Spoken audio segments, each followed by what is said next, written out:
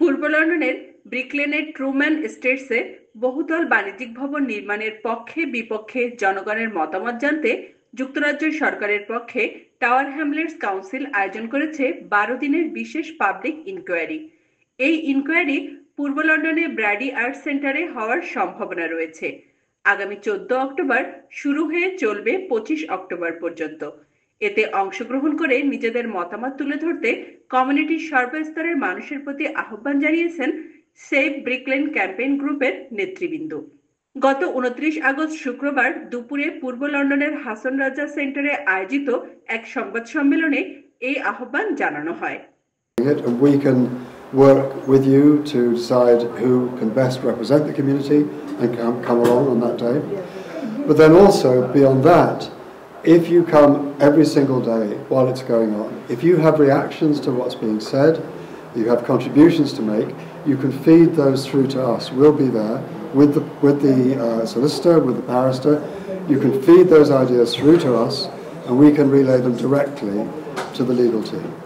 Tower Hamlets কাউন্সিলের সাবেক councillor ও save Brick Lane গ্রুপের ক্যাম্পেইনার পুরুমিয়ার সঞ্চালনায় অনুষ্ঠিত সংবাদ সম্মেলনে লিখিত বক্তব্য পাঠ করেন শেফিল্ড বিশ্ববিদ্যালয়ের শিক্ষক ডক্টর তানজিল শফিক।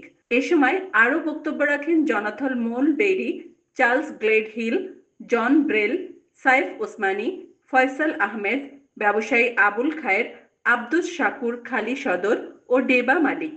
লিখিত বক্তব্যে বলা হয়, আগামী সেপ্টেম্বরের মাঝামাঝি সময়ে স্থানীয় বাসিন্দা ও ব্যবসায়ীদের নিয়ে এ ব্যাপারে একটি কর্মশালা আয়োজন করা হবে। ওই কর্মশালায় কিভাবে পাবলিক ইনকোয়ারি পরিচালিত হবে এবং জনগণ কি ভূমিকা পালন করবে সে ব্যাপারে বিস্তারিত তথ্য তুলে ধরা হবে। ডক্টর তানজিল শফিক এই কর্মশালা পরিচালনা করবেন। শেফিল্ড বিশ্ববিদ্যালয়ের স্কুল অফ আর্কিটেকচারের শিক্ষক doctor Tanzil Shafiq, that's me, সহযোগিতায় স্থানীয় জনগণ ও ব্যবসায়ীদের জন্য একটি কর্মশালা পরিচালনা করা হবে যাতে তারা আসন্ন পাবলিক ইনকোয়ারি তদন্তে সক্রিয়ভাবে অংশগ্রহণ করতে পারেন। আজকের সংবাদ সম্মেলনের মাধ্যমে আমরা কমিউনিটির সর্বস্তরের মানুষকে ব্রিকলেনের ভবিষ্যৎ রক্ষায় ঐক্যবদ্ধ থাকতে আহ্বান জানাচ্ছি। সংবাদ সম্মেলনে আরো জানানো হয়, এই ক্যাম্পেইন পরিচালনায় খরচ হবে প্রায় 30,000 পাউন্ড। তাই তারা ফান্ড সংগ্রহ করছেন। ইতিমধ্যে 10,000 পাউন্ডের প্রতিশ্রুতি পাওয়া গেছে, প্রয়োজন এখনো 20,000 পাউন্ড। তাই বাকি 20,000 পাউন্ড সংগ্রহে সকলকে এগিয়ে আসার আহ্বান জানানো হয়।